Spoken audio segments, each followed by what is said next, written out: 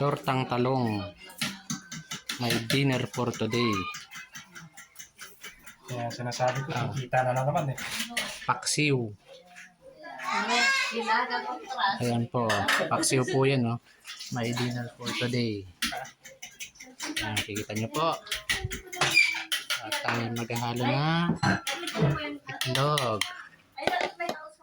Ayan po mga idol. Ayan po yung chef cook natin mga idol. Oh. Hindi nyo lang alam yan.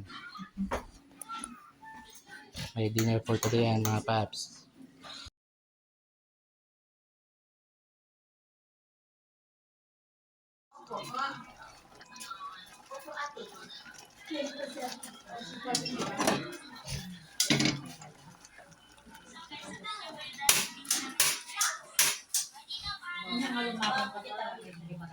Tortang talong.